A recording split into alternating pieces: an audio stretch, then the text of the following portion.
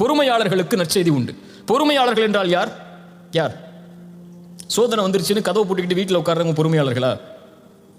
அல்லாஹ் கொடுத்ததில் பொறுமையை கடைபிடிப்பவர்கள், அல்லாஹ் சோதித்ததில் பொறுமையோடு முயற்சி செய்பவர்கள், அல்லாஹ் சோதித்ததில் அந்த சோதனையிலிருந்து வெளியேறுவதற்கு அல்லாஹ் கொடுக்கக்கூடியவற்றை சகித்துக் கொண்டு முன்னேறுபவர்கள்.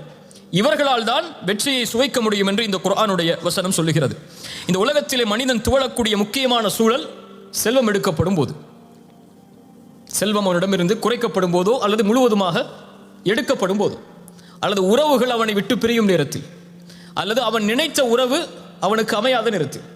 அவன் நினைத்த உறவு என்றால் அவன் திருமணம் செய்ய நினைத்த உறவு அவனுக்கு அமையாத நேரத்தில். இந்த உலகத்துடைய சோதனை, உலகத்துடைய கவலை என்று பார்த்தால், ஒன்று செல்வமில்லாத கவலை, இன்னொன்று அவன் நினைத்த வாழ்வு அமையாத கவலை. இப்படி இந்த உலகத்திலே கவலைக்குரிய காரணங்கள் என்று ஏராளமாக எடுத்துக்கொண்டே போகலாம். அல்லாஹுடைய மார்க்கம் இதில் நமக்கு தரக்கூடிய விளக்கு என்ன? ரசூலுல்லாஹி ஸல்லல்லாஹு அலைஹி வஸல்லம் சொன்னார்கள், ஃபைன் அஸாபக ஷைஉன், உனக்கு ஏதாவது ஒரு சோதனை ஏற்பட்டால், ஃபலா தகுல் லவ் அன்னி ஃபஅல்து கதா வ கதா, நான் அப்படி செய்திருந்தால் நடந்திருக்காது, நான் இப்படி செய்திருந்தால் நடந்திருக்காது என்று சொல்லாது.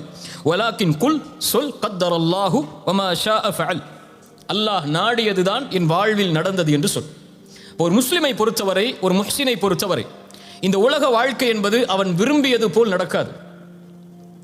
அல்லாஹ் விதித்ததின்படிதான் அவனுடைய வாழ்வு இருக்கும்.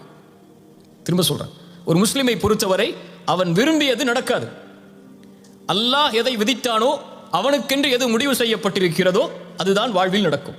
அதனால் இந்த உலகத்தில் ஒரு முஹ்சினை பொறுத்தவரை எது அவனிடத்திலிருந்து எடுக்கப்பட்டாலும், எது அவன் விரும்பியது நடக்காவிட்டாலும், அவன் தேடிய உறவு கைகூடாவிட்டாலும், அவனை பொறுத்தவரை அவன் மனதில் நினைப்பது, இது அல்லாஹுடைய நாட்டத்தில் உள்ளது. என் இறைவன் எனக்கு எப்போதும் நலவைத்தான் நாடி இருப்பான். எனக்கு அநீதம் செய்பவன் இறைவன் அல்ல, எனக்கு நலவு செய்பவன் தான் என் இறைவன். என் தாய் எனக்கு கெடுதல் நினைக்க மாட்டாள், என் தந்தை எனக்கு கெடுதல் நினைக்க மாட்டாள், என்னை நேசிக்கக்கூடியவன் எனக்கு கெடுதல் நினைக்க மாட்டான். அதுபோல்தான் என்னை படைத்தவன் இவர்களை விடவெல்லாம் மேலானவன், அவன் ஒருபோதும் எனக்கு கெடுதல் நினைத்திருக்க மாட்டான். அவன் நாடியது நடந்திருக்கிறது, நடப்பது எனக்கு நல்லது, நான் அதை விரும்பாவிட்டாலும் என்பதைத்தான் ஒரு முஃமின் தன்னுடைய வாழ்க்கையின் அடிப்படையாக கொண்டிருப்பான்.